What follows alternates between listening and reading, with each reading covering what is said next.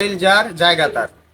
আমি হাজীগঞ্জ থানাধীন সকল সিনিয়র নেতৃবৃন্দদের কাছে এবং প্রশাসন উপজেলা টিউনো স্যার সহ জায়গা সংক্রান্ত বিষয়টা নিয়ে দীর্ঘ 15-20 দিন যাবৎ আমি ওনারা বহুবার ইকবালকে ডাকা সত্ত্বেও ইকবাল ওনাদেরকে তোয়াক্কা না করে নির্বিঘ্নে আমাদের উপরে এই অতর্কিত হামলা এবং আমাদেরকে দেশীয় অস্ত্রশস্ত্র নিয়ে অ্যাটাক করে। ঢাকার চেয়ারম্যান মেম্বার গণ্যমান্য ব্যক্তিদের কাছে আমি বহুবার গেছি, কিন্তু ওই ইকবাল কারোটাকে সাড়া দেয় নাই এবং আমার সাথে বসে নাই।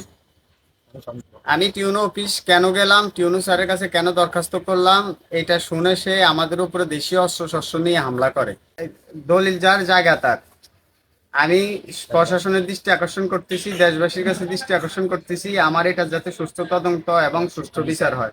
জায়গা সংক্রান্ত বিষয় আর কি, এই বিষয়টা নিয়ে আমরা বিবাদী যে তার কাছে মনে করেন আমরা তারা বসানোর জন্য চেষ্টা করছি, ঠিক আছে।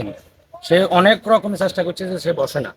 আমরা টিউনু স্যারের কাছে যে একটা অভিযোগ করছিলাম বসানোর জন্য, এইটার উদ্দেশ্যে আমরা ওই যে ঘটনাস্থলে ওই দুজন সাংবাদিক নিয়ে গেছিল ঘটনাস্থলটা দেখানোর জন্য, যে স্থাপনাগুলো উঠাইতেছে এটা অফ রাখার জন্য।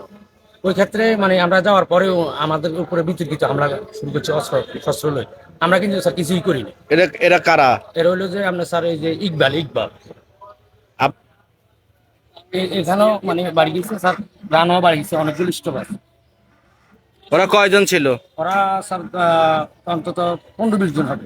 ওদের কাছে অভিযোগ নিয়ে আমরা যাওয়ার পরে ছবি টবি সব উঠার পরে যে ওটা জিজ্ঞেস করার পরে যে অতর্কিত ভাই আমাদের উপর, আমাদের শাহজাদ, সুমন, অপু, এই তিনজনের উপর অতর্কিত ভাই হামলা শুরু করেছে, আমাদের উপর হামলা করছে।